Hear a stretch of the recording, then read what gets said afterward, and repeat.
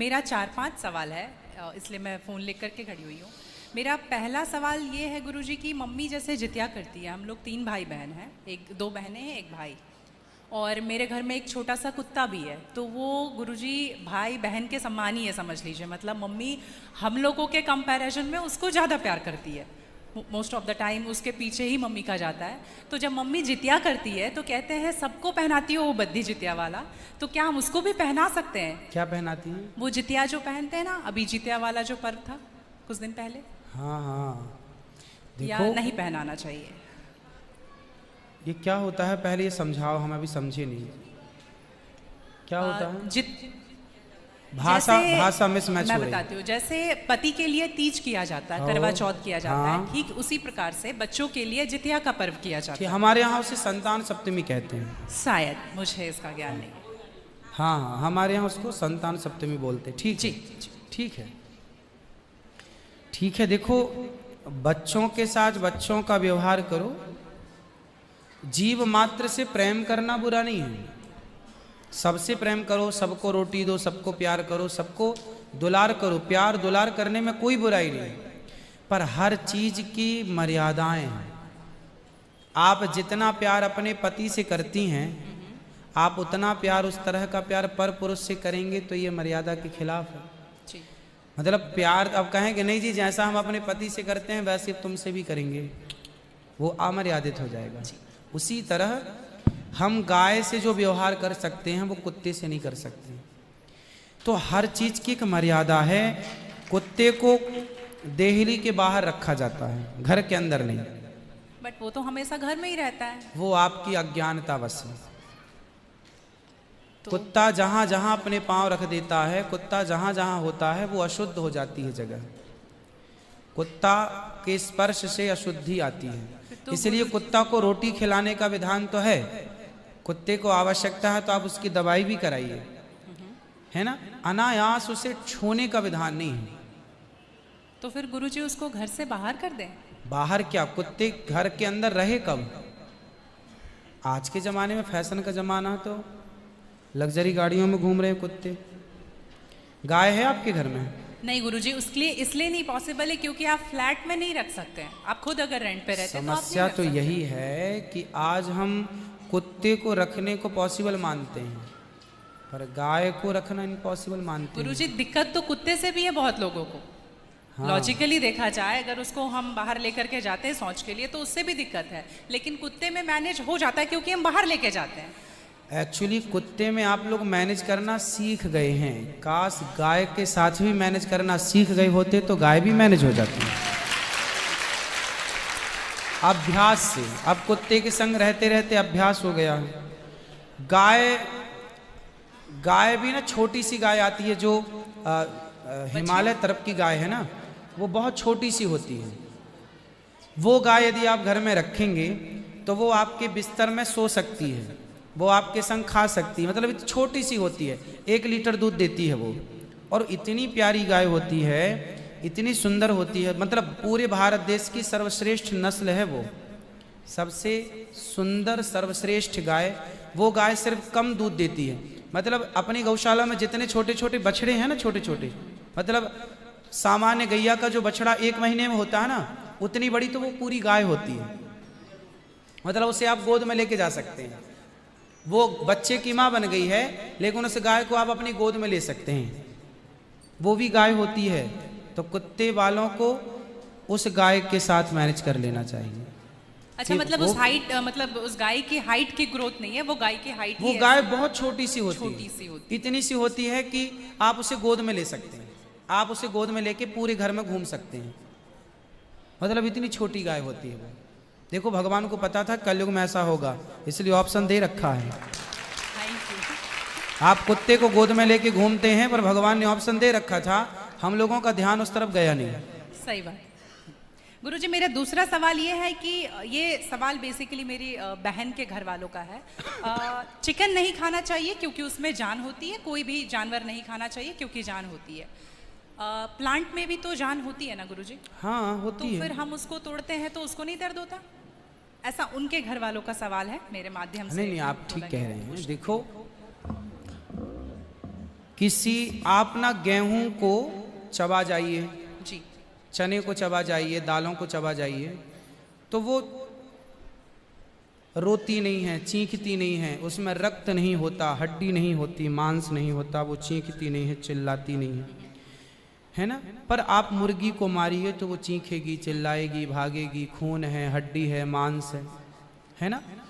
Actually सिद्धांत है ना, देखो इतने सारे मर्द हैं, लेकिन इतने सारे मर्दों में एक मर्द ऐसा है जो आपका हाथ पकड़ के रह सकता है, आपका हाथ पकड़ के घूम सकता है, कोई कुछ नहीं बोल सकता, क्योंकि वो आपका पति है ना। समाज ने आपको इजाजत दे दी, आपकी मांग भर गई, मंगलसूत्र आ गया, अब समाज ने स्वीकार कर लिया कि ये मर्द, ये पुरुष अब आपका पति है। अब आपको दूसरे पुरुषों के साथ देखा गया तो आप अच्छे नहीं माने जाएंगे। तो जैसे समाज ने एक पुरुष के संग, एक स्त्री के संग इजाजत दे दी, शास्त्र ने इजाजत दे दी कि आप इसके साथ रह सकते, ये लीगल है, उसी तरह आपको गेहूं, चावल, अंकुरित अनाज चीजें, दाल, चावल, सब्जी, रोटी खाना लीगल, वेद ने आज्ञा दे दी, ये खा सकते हैं। मांस के लिए आज्ञा नहीं दी। पतिव्रता नारी पराये मर्द के संग, पराये पुरुष के संग घूमेगी तो समाज उसे ठीक नहीं कहेगी। उसी तरह हमें शास्त्र आज्ञा करते हैं कि हमारे ठाकुर जी, हमारे राम फल खाते हैं, हमारे राम फल खाते हैं, दाल, चावल, साग, सब्जी, बादाम, काजू ये खाते हैं, तो हमारे राम, हमारे कृष्ण खाए, मतलब वेद ने आज्ञा दे दी कि आप ये खा सकते हैं, ये खाने का पदार्थ है। मांस शेर के लिए है, बिल्ली के लिए है, कुत्ता के लिए। क्या आप कुत्ता हैं? क्या आप बिल्ली हैं? क्या आप शेर हैं? क्या आप चीता हैं? नहीं। फिर जब हम मनुष्य हैं तो मनुष्यवत व्यवहार करें जी। हम वो ना खाएं जो हमारे लिए नहीं है। अब मांस खाने वाले जानवर ना, आप गौर से देखिएगा, मांस खाने वाले जितने जानवर होते हैं, कुत्ता, बिल्ली, चीता, शेर, सब जीभ से चाट चाट के पानी पीते हैं जी। आपने कुत्ते को पानी पीते देखा हो, लेकिन आप कैसे पानी पीते हैं? होंठों से पीते हैं, मुंह से पीते हैं। गाय कैसे पानी पीती है? मुंह से, जैसे हम लोग पीते। कुत्ता चाट के, बिल्ली चाट के। मतलब शाकाहारी जानवर और मांसाहारी जानवर दोनों ईश्वर ने बनाए हैं। गाय को आप मांस परोसिए, नहीं खाएगी, वो बकरी को मांस परोसिए नहीं खाएगी, भैंस को मांस परोसिए नहीं खाएगी। जब जानवर जानवर होके अपने धर्म में अड़े हैं, तो हम इंसान क्यों अपना धर्म छोड़ रहे हैं? अब जो मांसाहारी जानवर होते हैं, उनको आप ध्यान से देखना, उनके पांव में नाखून होते हैं, जबकि शाकाहारी जानवर के खुर पाए जाते हैं। जैसे गाय का खुर होता है, बकरी का खुर होता है, भैंस का खुर होता है, जबकि चीता का, शेर का, कुत्ते का, बिल्ली का। अब आप देखिए कि आपके ईश्वर ने पैर बनाए हैं ना तरीके से, आप मुंह से पानी पी, मतलब आपके लक्षण शाकाहार से मैच कर रहे हैं, है ना। बिल्ली के, कुत्ते के यहाँ कैनाइन दांत बड़े बड़े होते हैं मांस फाड़ने के लिए, आपके नहीं है। मतलब आप ईश्वर की तरफ से शाकाहार। और अब मैं नहीं कहता, आप मेडिकल साइंस का अध्ययन करके देखिएगा, साइंटिस्ट लोग अब सिद्ध, अभी मैं इंग्लैंड गया था, वहां मुझे बताया कि जो अंग्रेज लोग, इनके बाप दादी जो मांस खाते चले आए हैं, अब कुछ अंग्रेज लोग इतने जागरूक हो गए हैं कि अब वो मांस नहीं खाते। वो कहते हैं कि अब इसको खाने से बीमारियां बढ़ रही हैं, लोग परेशान हो रहे हैं। पहले के लोग जंगल में कंदमूल फल खाते थे, ये अब खाने लग गए हैं, सुअर खा रहे हैं, कुत्ता खा रहे हैं। अब बहुत सारे लोग शाकाहार की तरह जो जागरूक हैं, बढ़ रहे हैं। तो आप और हम तो पहले से जागरूक हैं, तो हम क्यों अपने आप को मांसाहार की तरफ ले जाएं? क्यों किसी की हड्डी चबाएं? बताइए, हमारे यहाँ मुर्दे को छूने से लोग नहाते हैं, कितनी दुर्गंध है। अब देखो, आप गेहूं, आप पालक काटो, गोभी काटो, है ना, मूली काटो, गाजर काटो, दाल पकाओ, कोई दुर्गंध आती है आपकी रसोई में? नहीं। लेकिन आप मुर्गी पकाओ, मुर्गी काटो, बिल्कुल वो बदबू से भर जाएगा। मतलब आपकी नाक भी आपको गवाह देने लग जाएगी, भाई बस कर, है ना। तो शरीर एक्सेप्ट नहीं करता, आप जबरदस्ती खिला रहे। गुरुजी, मेरा तीसरा प्रश्न ये है कि जैसे हम लोग एकादशी करते हैं और किसी दिन अगर हम बाहर रहते हैं और उस दिन एकादशी है, फॉर एग्जांपल हम आउट ऑफ स्टेशन है और उस दिन ख्याल नहीं कि एकादशी है, तो अगर हम बाहर चावल खा लेते हैं या लहसुन प्याज खा लेते हैं तो क्या वो ब्रेक हो जाता है पर्टिकुलर एकादशी उस दिन का, या पूरा कंटिन्यूड रहता है जो 108 हम कर रहे हैं? कंटिन्यू कैसे रहेगा? वो पर्टिकुलर वाला कैंसिल होता है ना जिस दिन हम खा लिए बाहर। हाँ, आपने जो खा लिया वो एकादशी भंग हो गई जी, और पीछे से जो हम कंटिन्यू जो करते आए हैं वो तो जो किया वो मिलेगा, जो आगे करेंगे वो मिलेगा। पर हमें इस बात का ध्यान रखना चाहिए। यदि आपने एक बार खा लिया, एकादशी के दिन कोई ने धोखे से कुछ खा लिया, चावल खा लिया, रोटी खा ली, बिस्किट खा लिया, तो भगवान से क्षमा मांगनी चाहिए, प्रभु अज्ञानवश हुआ, हमें क्षमा कीजिए। और फिर उतने को ही फलाहार मान लेना चाहिए, फिर कुछ नहीं खाना चाहिए। जैसे आज आपने धोखे से चावल खाया, आपने खाया ही एक कौर, तभी याद आया आज तो एकादशी। अब आप बोलेंगे नहीं, हे प्रभु अपराध हुआ, क्षमा, भगवान का नाम जप करो और उसको ही अब मान लो कि अब मेरा पारण हो गया, अब फिर मैं कुछ नहीं खाऊं, तो फिर वो पूरी एकादशी मान ली जाएगी। गुरुजी, मेरा चौथा सवाल ये है कि आप कहते हैं दारू पीना पाप है, चिकन खाना पाप है क्योंकि उसमें जान है। दारू में ऐसी कौन सी चीज मिली होती है कि उसको पीने से पाप हो जाता? अगर आप पी के कुछ गलत कर रहे हैं तो फिर गलत है लॉजिकली, तो फिर पाप क्यों? और अगर दारू में नशा चुकी होता है, अगर वो पाप है, तो फिर तो पुड़िया खाना, सिगरेट पीना, सारी चीजें पाप में आ जाएंगी। पाप अलग विषय है, अभी मैं समझा देता हूँ आपको। जब हमारा देश गुलाम था जी, तो एक अंग्रेज ने एक पंडित जी की कनपटी पे बंदूक रखी और अंग्रेज ने कहा, ये पंडित जी यहाँ हो, तुम बड़े पुजारी हो? हाँ पुजारी हूँ। हिंदू हो? हाँ। आज मैं तुम्हें गोली मारूंगा। पंडित जी बोले, क्यों मारोगे? बोले, आज 4 चीजें तुम्हारे सामने हैं। अंग्रेज ने 4 चीजें पंडित जी के सामने रखी। पहले, पराई स्त्री लाके रख दी, तुझे आज इसके संग रहना है। दूसरा, मांस रख दिया, आज तुझे मांस खाना है। और तीसरा, ढेर सारा सोना रख दिया। इतना सोना तो रोज भीख मांगता है ना, ले जा सोना। और चौथी, दारू रख दी, शराब। इन 4 में एक चीज तुझे लेनी पड़ेगी, नहीं लेगा तो गोली मारूंगा। बोल क्या लेता है?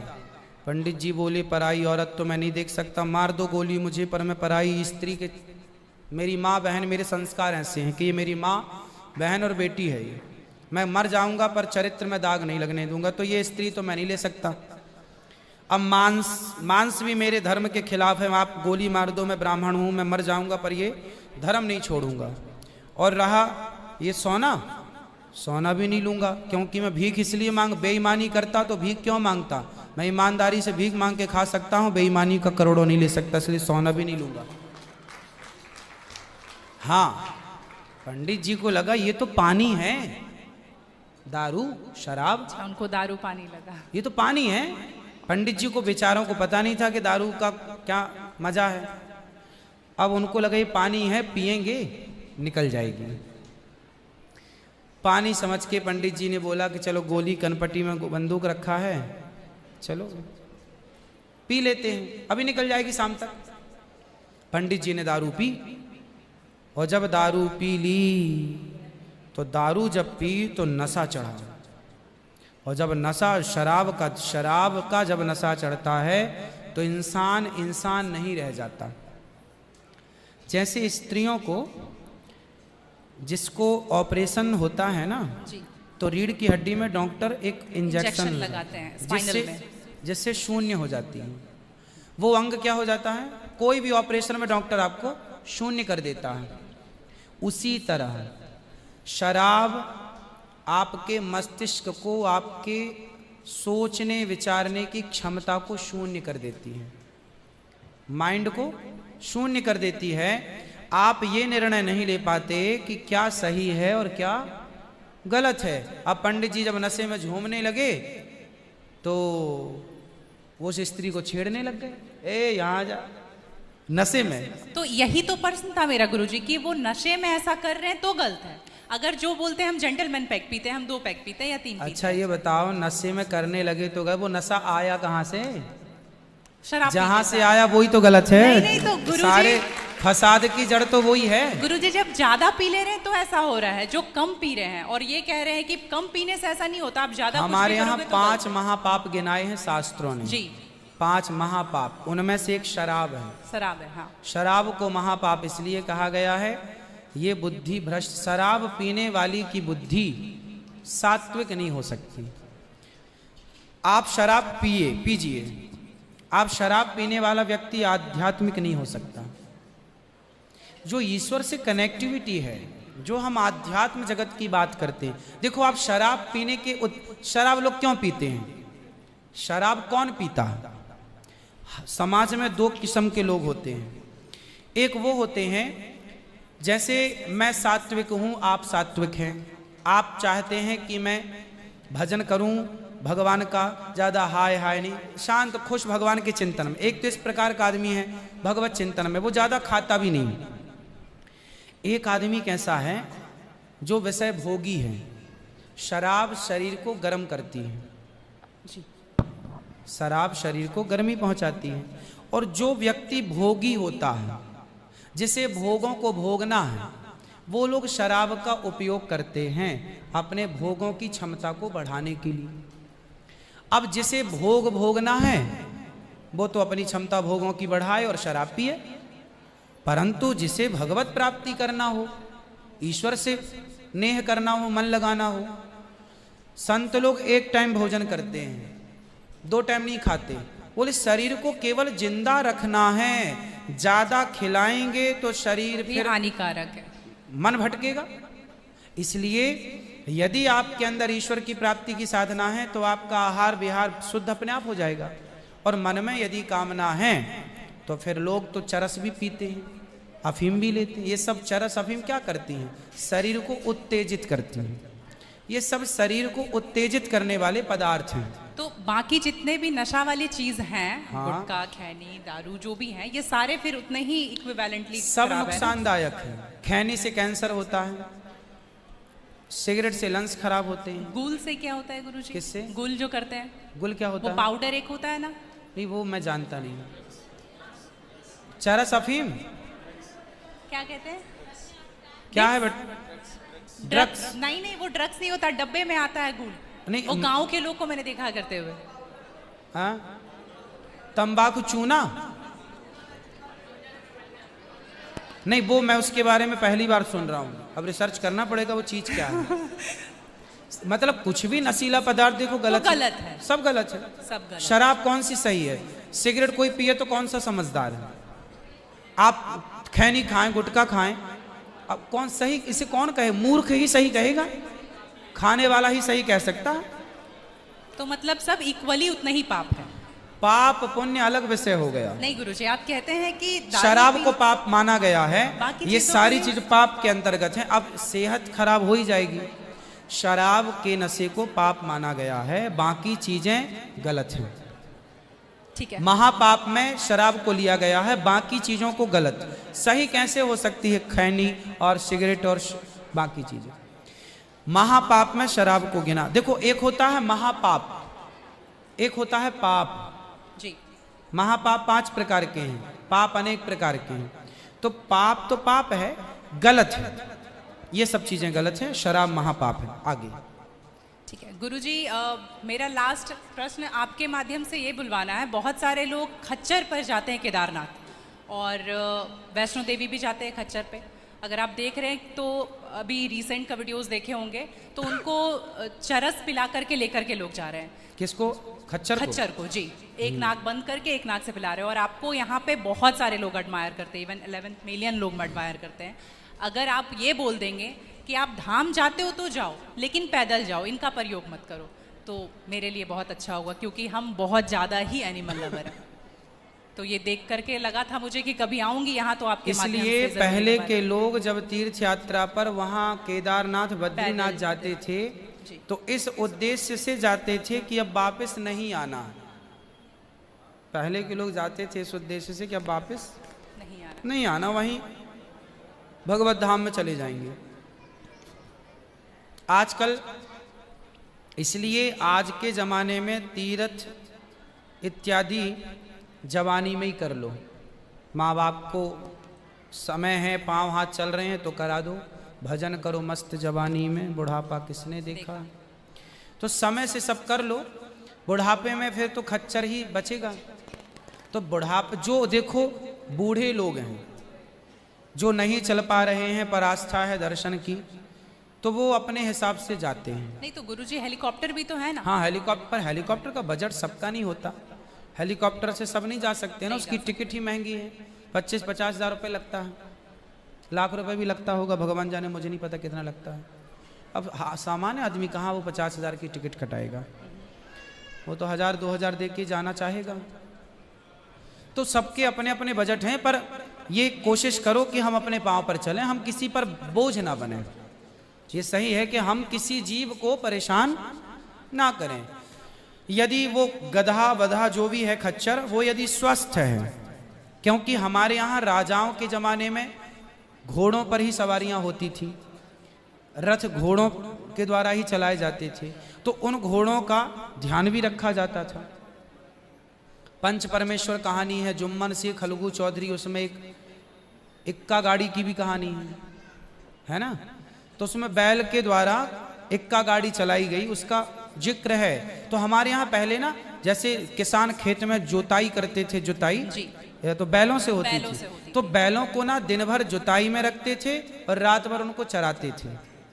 रात भर वो अच्छा घास खाएं, दिन भर उनको जब भी गर्मी पड़े 2 घंटे का रेस्ट, 2 घंटे छोड़ दें, वो चर लें, वो पानी पी लें, मतलब उनका प्रॉपर ख्याल रखा जाता था।